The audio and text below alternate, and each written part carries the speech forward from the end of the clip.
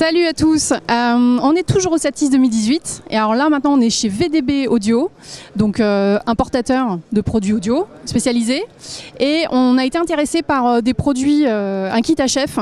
Alors je vous dis tout de suite, c'est du super haut de gamme, là on est à peu près autour de 5000 € c'est ça, sur le kit, mais on a trouvé ça intéressant de comprendre ce que ça pouvait apporter par rapport à d'autres kits et notamment l'innovation qu'apporte ce produit. Donc je suis avec Louise. Bonjour. Et donc il va nous parler un peu de ce produit. On t'écoute. Alors je vais vous expliquer également le prix, pourquoi on est sur cette gamme de prix là. Donc déjà effectivement la technologie, c'est 10 ans de recherche pour faire du numérique. Il n'y a que deux fabricants de HF dans le monde qui sont capables de faire du numérique actuellement, qui est Zaxcom et qui est Audio Limited. Audio Limited, voilà, c'est 10 ans de recherche, c'est la première fois qu'ils sortent un ensemble numérique. Donc quelle est la différence? C'est-à-dire que jusqu'à maintenant tout ce qui est HF se déplace sur un signal, je ne parle pas de l'audio, je parle vraiment de la RF, sur un signal audio analogique, donc sur une porteuse modulation FM. Et là en numérique, on est vraiment sur un système, on va dire une modulation carrée, comme on connaît, binaire, voilà, tout ce qu'il y a de plus simple. Sauf que donc, ça amène beaucoup d'avantages, plus d'intermodulation, qui est le principe. Une des principales qualités du numérique. C'est important quand on arrive à facilement 6, 7, 8 HF, forcément si on ne prépare pas bien son plan de fréquence, on peut avoir des petits problèmes d'intermode. Voilà, donc c'est une des premières choses. Okay, donc là on a plus de problèmes d'interférence. Voilà, plus de problèmes d'interférence, le numérique ne se perturbe plus les uns les autres. Ensuite, nous avons la bande passante qui nous est allouée en fréquence. En France, ça a tendance à réduire de plus en plus. Parce que tout simplement il y a l'arrivée de la TNT, il y a eu la 4G, maintenant on est sur la 5G qui arrive, voilà, etc.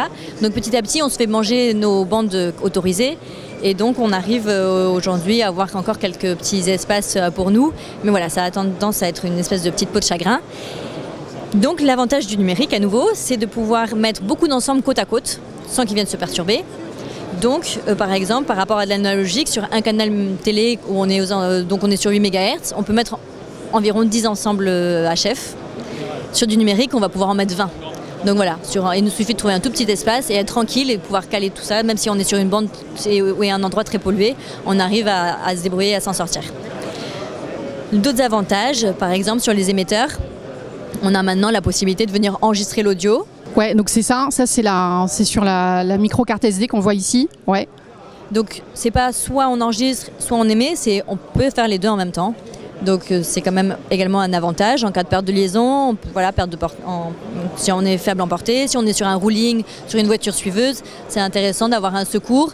On n'est pas forcément obligé de s'en servir, mais on peut le déclencher en début de journée et le laisser tourner toute la fin de journée. En plus, il est time-codable, donc on peut avoir un time-code et en fin de journée, il suffit de synchroniser très facilement en post-prod. Ça permet également de venir gérer l'émetteur sans toucher le comédien via Bluetooth, via un smartphone. On peut à distance, admettons qu'on doit changer le gain de l'émetteur parce que c'est pas assez fort. Au lieu d'aller la déshabiller et tout ça, on peut le faire via Bluetooth sur son smartphone, changer le gain, on peut changer la fréquence si on a un problème de fréquence, on peut changer les filtres, lancer l'enregistrement, etc., voir le timecode, le niveau de batterie, tout ça. L'autre intérêt de cet émetteur, c'est qu'il fait 48 volts pour tout ce qui va être qui va nécessiter une alimentation fantôme. Donc là, c'est l'émetteur qui va pouvoir alimenter directement. Donc il va lui-même générer le 48 volts. Il fait également donc pour le micro-cravate. Il n'y a plus besoin d'utiliser donc ici par exemple ce qu'on appelle nous la carotte, la L48. Voilà pour les avantages du numérique. Et puis ensuite, on a également des avantages audio, ce qui est finalement la principale qualité. On reste avec un limiteur analogique sur lequel on n'est pas obligé d'utiliser, mais on a une grande plage dynamique, bien plus importante que en fait, la plage dynamique qu'on avait sur les analogiques. On est supérieur à 100 dB de dynamique. Concrètement, on encaisse beaucoup plus, c'est-à-dire qu'on peut passer d'un tout petit niveau à un très gros niveau, sans avoir à changer le gain tout le temps, et en fait il va encaisser tous les niveaux, sans que ça sature. On va jamais saturer, même sans utiliser le limiteur, mais il est très intéressant. Ça c'est un confort énorme quoi. Voilà, il est très intéressant à ce niveau-là. Du coup on peut le louer, même si on ne peut pas forcément se l'acheter, on peut le louer, il est disponible chez tous les loueurs. Sur une partie des loueurs sont effectivement en train de s'équiper là-dedans, parce qu'il y a de plus en plus de demandes. Voilà, c'est un produit qui est très récent, qui vient de sortir cette année, mais il trouve très bien sa place parmi nos clients qui sont notamment les ingénieurs du son, les télévisions, mais voilà, surtout beaucoup de fiction, production télévision, des choses comme ça. Merci Louise. Merci, à plus pour une autre vidéo. Ciao.